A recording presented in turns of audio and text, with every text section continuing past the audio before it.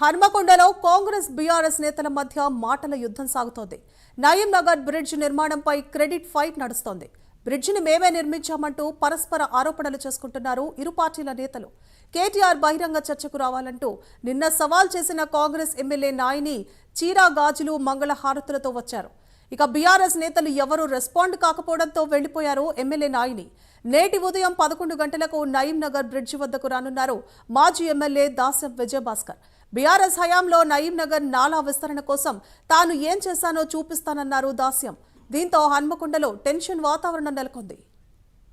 ఇదే అంశానికి సంబంధించి మరింత సమాచారాన్ని మా ప్రతినిధి తిరుపతి అందిస్తారు. తిరుపతి.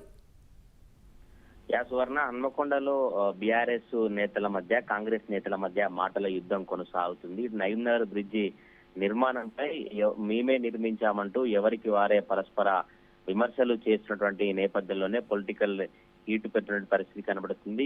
హన్మకొండ నయీం నగర్ బ్రిడ్జి ప్రాంతం దగ్గరికి బీఆర్ఎస్ పార్టీ సంబంధించినటువంటి నేతలు ఈ రోజు 11 గంటలకు రాబోతా ఉన్నారు. గత బీఆర్ఎస్ ప్రభుత్వంలో నయీం నగర్ నాలా విస్తరణకు ఏం చేశామో అవన్నీ చూపిస్తామని మాజీ ఎమ్మెల్యే దాస్యం విజయభాస్కర్ చెప్తున్నారు. అయితే ఈ మొదటి నుంచి కూడా ఎప్పుడైతే తెలంగాణ భవన్ లో కేటీఆర్ ఈ నయీం నగర్ నాలా బ్రిడ్జి కావచ్చు, వరంగల్ పశ్చిమ నియోజకవర్గంలో అభివృద్ధి కార్యక్రమాలపై మాట్లాడారు. అప్పటి నుంచి కాంగ్రెస్ పార్టీ ఎమ్మెల్యే నాయిని రాజేందర్ రెడ్డి కేటీఆర్ వ్యాఖ్యలకు స్పందిస్తూ తప్పకుండా ఏమేమి అభివృద్ధి కార్యక్రమాలు చేశామో, ఏమి తీసుకొచ్చామో, ఎంత నిధులతో నయీం నగర్ నాలా బ్రిడ్జి నిర్మాణం కొనసాగించామో అవన్నీ కూడా బహిరంగ చర్చకు రావాలని కేటీఆర్ కు కాంగ్రెస్ ఎమ్మెల్యే నాయిని రాజేందర్ రెడ్డి సవాల్ విసిరారు. నిన్న సవాల్ విసిరిన తర్వాత గాజులు, మంగళహారతులు, చీరలతో కాంగ్రెస్ ఎమ్మెల్యే నిన్న బహిరంగ చర్చకు నయీం నగర్ బ్రిడ్జి దగ్గరికి వచ్చారు. కాసేపు అక్కడ కూడా బీఆర్ఎస్ నేతల కోసం వెయిట్ చేశారు. బీఆర్ఎస్ నేతలు ఎవరు రాకపోవడంతో ఎమ్మెల్యే నాయిని రాజేందర్ రెడ్డి వెళ్లిపోయినటువంటి పరిస్థితి కనబడుతుంది. బీఆర్ఎస్ నేతలపై చెడ్డీ గ్యాంగ్ లా బీఆర్ఎస్